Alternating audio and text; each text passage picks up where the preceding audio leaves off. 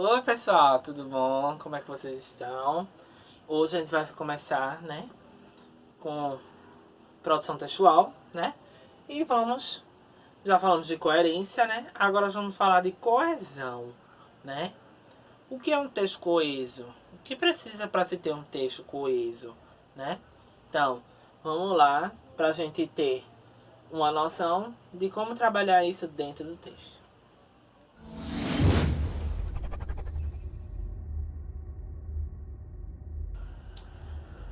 A coesão referencial e a coesão sequencial são chamadas de recursos coesivos, porque elas vão estabelecer vínculos entre as palavras, orações e as partes de um texto. Ou seja, elas vão unir essas três coisas: as palavras, as orações dentro de um texto. Tá ok? A coesão referencial já está dizendo. É responsável por criar o sistema de relação entre as palavras e expressões dentro de um texto. Ou seja, vai permitir que o leitor se refira, né, a termos que foram ditos antes, tá? Vamos para um exemplo, né? Ana Elizabeth gritou.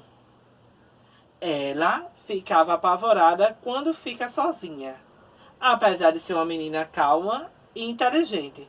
Vê, esse ela aqui é um pronome, certo? Eu substituí por Ana Elizabeth, tá? Eu poderia dizer, Ana Elizabeth gritou. E poderia botar assim, Ana Elizabeth fica apavorada quando fica sozinha, apesar de ser uma menina calma e inteligente. Mas não, eu substituí Ana Elizabeth por ela. Não é o mesmo não é um pronome? O pronome não muda, não substitui o nome. Então, para não repetir, para não ser redundante, eu coloquei um pronome que vai me referir ao sujeito que eu falei anteriormente, ok? É bastante frequente o uso de figuras de construção de sintaxe para a coesão referencial, como as anáforas, catáforas, elipses e as correferências não anafóricas, que são as reiterações ou contigüidades, tá? A gente vai desmistificar isso agora. Anáfora. Retoma o referente por meio de um elemento coesivo, que pode ser artigos, advérbios, pronomes e numerais, tá? Neste caso, o referente textual já foi mencionado anteriormente, ok? Vamos para um exemplo. De uma coisa tenho certeza. Essa narrativa mexerá com uma coisa delicada. A criação de uma pessoa inteira que, na certa, está tão viva quanto eu.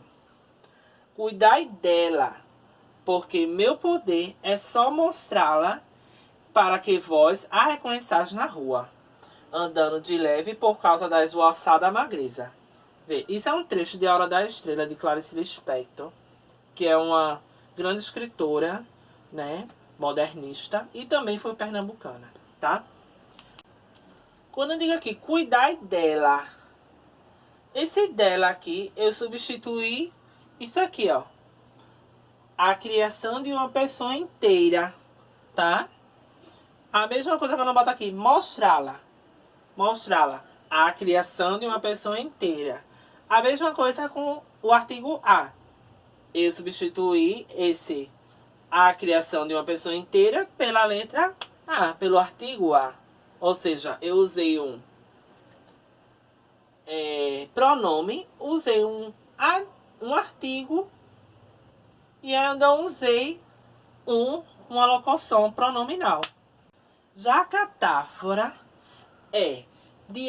diferente da anáfora, ela vai antecipar o referente, né?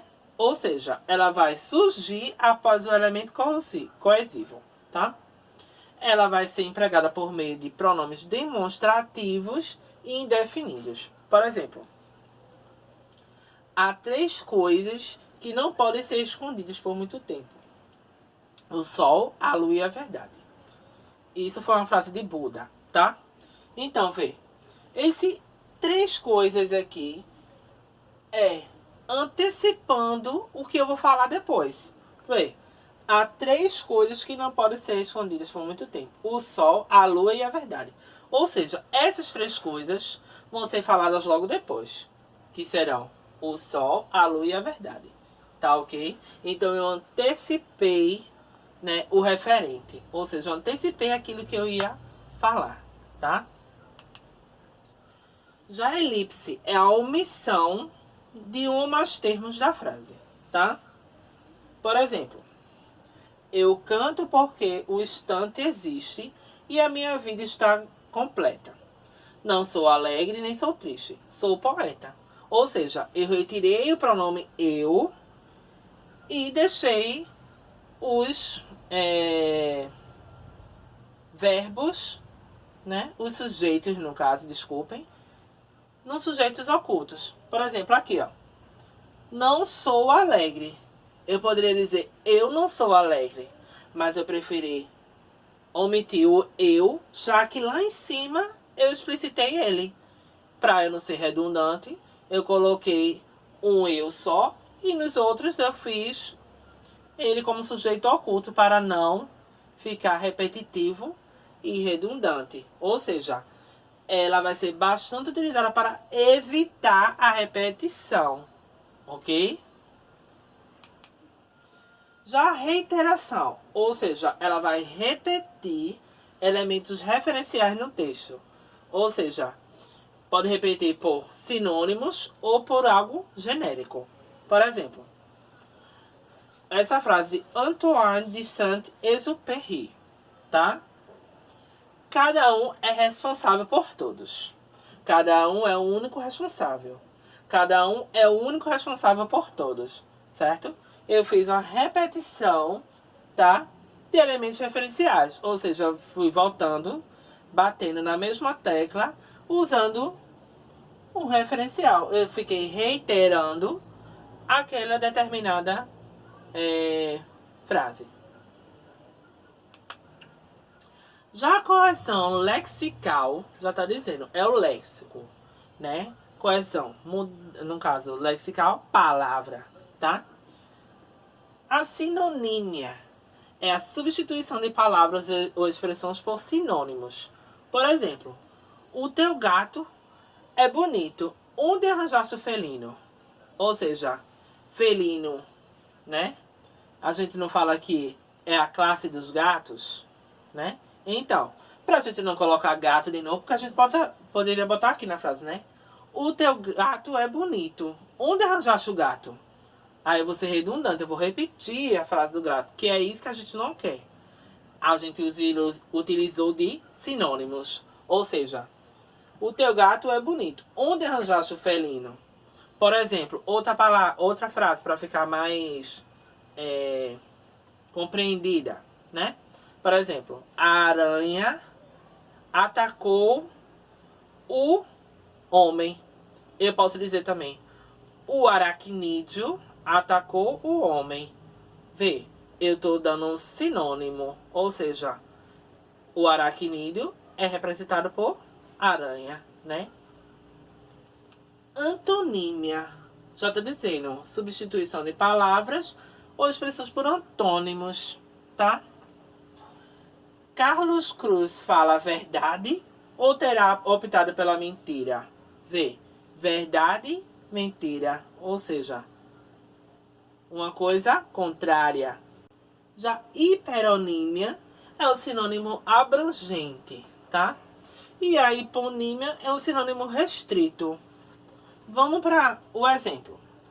Quero os teus brinquedos, sobretudo o palhaço e o comboio. Brinquedos aqui é o sinônimo abrangente, ou seja, é o todo, né? Já o palhaço e o comboio é restrito, ou seja, de todos os brinquedos, né, eu só vou querer o palhaço e o comboio, que é o trem, certo? Lembra do significado de trem, né? Aqui no Brasil e comboio em Portugal, ou seja, é a mesma palavra, né? Mas com grafias diferentes, significados, né? Iguais, mas com palavras diferentes, tá? Eu adoro ovelhas e vacas. Esses herbívoros são simpáticos. Vê, eu já falei o contrário. Eu usei o hipônimo, né? Que é o sentido mais restrito, né? Eu restringi, né? Ovelhas e vacas, né? E quando eu falo herbívoro, já é o hiperônimo, ou seja, o todo, né? Já a holonímia é o todo pela parte e a meronímia é a parte pelo todo, tá? Quando eu falo a minha casa é fria, casa é toda a casa, contendo quarto, cozinha, sala, banheiro, né? Enfim, tudo que se tem dentro de uma casa. Já aqui, os quartos, a cozinha e a sala não tem isolamento. Ou seja, eu coloquei a parte pelo todo. Ou seja, eu especifiquei a parte para chegar no todo. Tá ok? Já com a sequencial, já está dizendo as sequências. Ou seja, a progressão com tema constante. Você não vai mudar o seu tema. Você vai continuar falando daquele tema, seguindo essa constância. Por exemplo, determinado assunto, ele vai ter que só ser aquele assunto, tá? Já a progressão linear é aquela que não vai poder ser mudada, né? E a divisão de tema, você vai falar de acordo com o tema. Por exemplo, o tema hoje foi coesão, né? Aí, o próximo, coerência. E assim por diante. Assim é a progressão com divisão de tema, ok? Vamos para uma síntese de tudo que a gente falou, tá? A coerência envolve os recursos semânticos usados pelo locutor e aspectos cognitivos que são referentes ao leitor e ao receptor, tá? A coesão pode ser referencial, lexical ou sequencial, tá? A coesão referencial pode ser catafórica ou anafórica e faz uso de mecanismos como reiteração, elipse e substituição, tá? A coesão lexical faz uso de mecanismos de repetição e substituição, sinônimos, hiperônimos, hipônimos e antonomásia, desculpem. A coesão sequencial deve conduzir o discurso de modo claro para o leitor e de acordo com o que o autor quer transmitir. Ou seja, se é um único tema, se é um linear ou se é uma divisão de temas, tá? Ou seja, ela é responsável por sinalizar claramente a manutenção do tema ou sua progressão. Ou seja, você vai manter o tema, você vai dividir ou você vai deixar ele numa linha de raciocínio, ok? Então, com isso, a gente termina a aula de coesão e coerência, tá? Tá no módulo 1, exercício, capítulo 1, páginas 51, 52 e 53, tá? Qualquer dúvida, privado ou grupo da nossa sala, tá? Um beijo a todos, um abraço a todos, fiquem com Deus, bons estudos e até a próxima aula, se Deus quiser.